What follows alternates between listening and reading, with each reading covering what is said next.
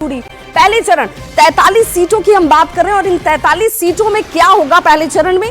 तो इन 43 सीटों में कई दिग्गज चेहरे हैं जिन्हें ये सोचना होगा और समझना होगा कि जो वादे उनकी तरफ से किए गए क्या वो वादे अब पूरे होते हुए नजर आएंगे, क्योंकि जनता आज तय करेगी इनकी किस्मत का फैसला। बहरागोड़ा, घाटशिला और पोटका इन सीटों के साथ देखिए उस क्षेत्र के मुद्दों की भी बात हम करेंगे। जमशेदपुर पूर्वी, जमशेदपुर पश्चिमी, ये वो सीटें हैं जहां पर कई ऐसे नामचीन चेहरे हैं।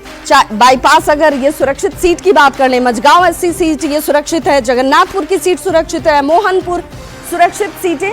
लेकिन क्या जो कैंडिडेट हैं हर बार जो चुनाव में उतर रहे थे वो सुरक्षित हैं क्या? जनता क्या सोचती है, ये बहुत महत्वपूर्ण। तोरपा की बात करेंगे, तमाड़ भी लिए चलेंगे, खरसावा, और यहाँ पर हमारे रिपोर्टर ग्राउंड जीरो पर मौजूद हैं।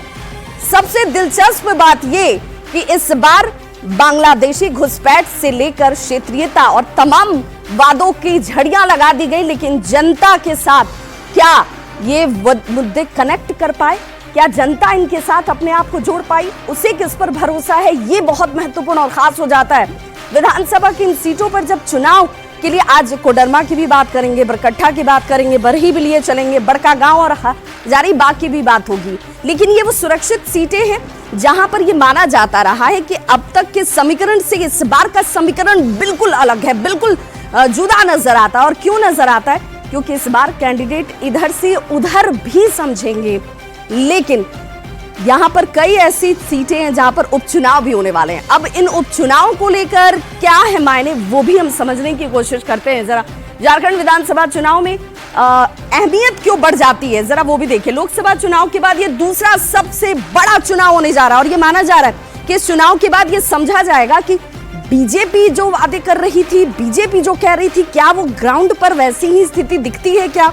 झारखंड में क्या वही सत्ता एक बार फिर से रिपीट होगी या जनता जनार्दन कुछ और सोच रही है? जीत मिली तो बीजेपी सरकार को दूसरे राज्यों में इसका फायदा हो सकता है, जो मानकर चला जा रहा है कि भाई ये संभवतः हो सकता है। एनडीए की जीत को लोकसभा चुनाव के बाद ये सोचकर चल रहा जा रहा है कि भाई वापसी की चुनौती इंडी गठबंधन के लिए दिखती है क्या? ये भी सोचकर चला जा रहा है कि नतीजे हेमंत सोरेन के राजनीतिक भविष्य का फैसला कर सकते हैं। अगर ऐसा हुआ तो क्या हेमंत सोरेन जो बार बार ये कहते रहे कि भाई मुझे जानबूझकर फंसाया गया, मुझे परेशान किया गया, लेकिन झारखंड की जनता इस पर कतई यकीन नहीं करती है, तो आज वो जनता का दिन है, वोटिंग का दिन है। वोट करने से बिल्कुल मत चूकिएगा। और नतीजों पर घुसपैठ की समस्या के समाधान की जब चर्चा की जा रही थी, बार बार कहा जा रहा था कि भाई ये तो एक बड़ी समस्या है झारखंड के लिए, लेकिन इस पर कोई ध्यान नहीं देता। क्या सचमुच झारखंड की जनता ये सोच रही है? ये देखना होगा। सुरक्षा इंतजामों की बात करें, चूंकि कई नक्सल प्रभावित इलाके भी हैं और वहां पर उस दृष्टिकोण से भी समझना होगा।